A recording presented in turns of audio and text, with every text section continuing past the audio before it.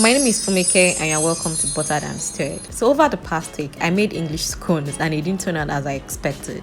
So today I've decided to share all the things that I did wrong so that you don't make the same mistakes I did. I started with the wet ingredients and all of this I did right. The chilled milk, the chilled cream, the chilled eggs, everything was chilled.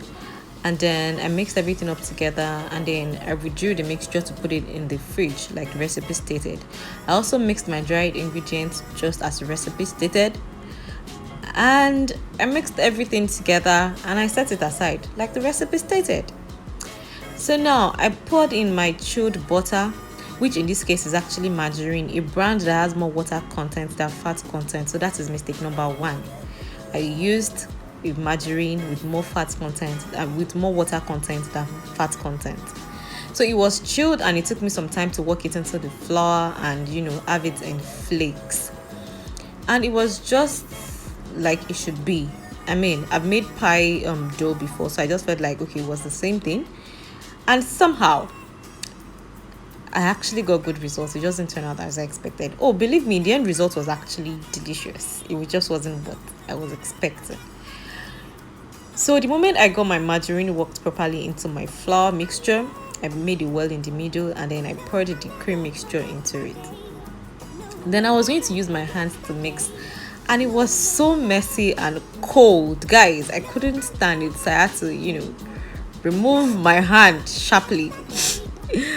And then I went in with a spatula, which did a better job, sincerely. It did a way better job than my hand would have done.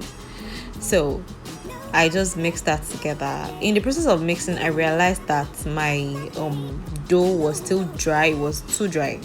And I remember a part of the recipe actually said it's okay to add a little milk here and there if you find out that your dough is still dry. So I think I shouldn't have done that. All I should have done was poured the mixture onto my countertop and actually kneaded till everything came together. But I didn't do that. I actually added more moisture, which I sincerely think my dough didn't need at the time. So now I'm turning it into my work surface after chilling it in the fridge for some time. And all I did was flour my work surface and then rolled my rolling pin in some flour. So the first time I rolled it, I also rolled it too thin. I think even at this time where I was patting it down, it was okay. But then I still went ahead to roll it down with the rolling pin, which was absolutely unnecessary. Yeah, it was too thin, which I discovered as I was cutting. So the minute I cut 1, 2, and I realized that, oh my, this thing is too thin, I pulled everything together again and then I went back to knead everything together. So I added some flour because it was super sticky. And we continued kneading again. And this time around, I made it way thicker than it was before.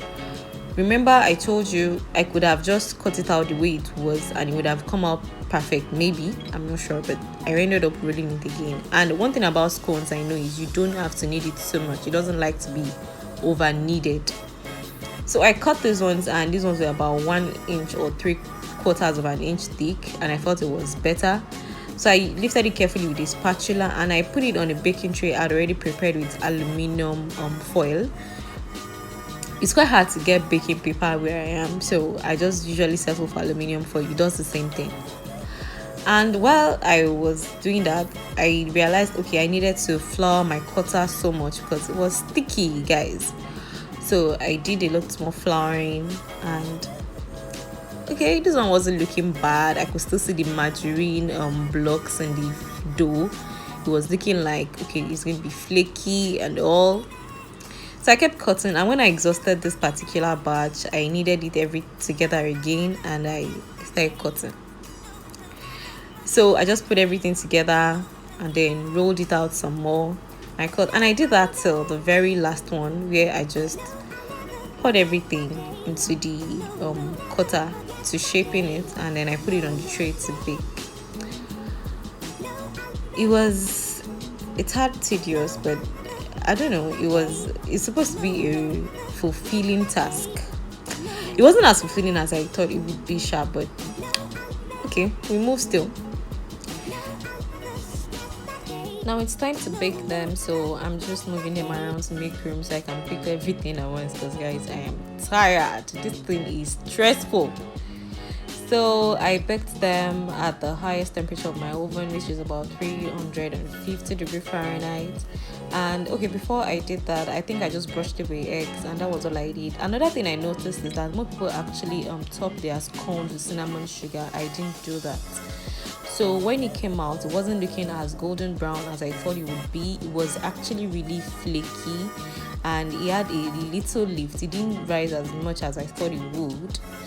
And another thing was, it was really delicious. It just tasted like the Nigerian meat pie crust, but it wasn't that bad at all. And when I eventually tried to taste it, the taste test I did was with some I tried testing with some clotted cream and raspberry jam, and that was when the taste came alive. From the video, you can actually see how flaky it is and buttery too, but the fat content was really low. So after I put the some clotted cream and jam right on top of it, it tasted heavenly, guys.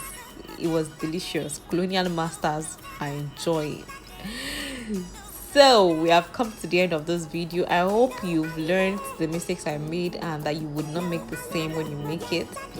Very soon in the coming weeks, I'm going to be posting the actual videos where I've learned my lessons and my scone came out perfect. I can't wait to share. Until next time, guys, I'll see you again. Bye.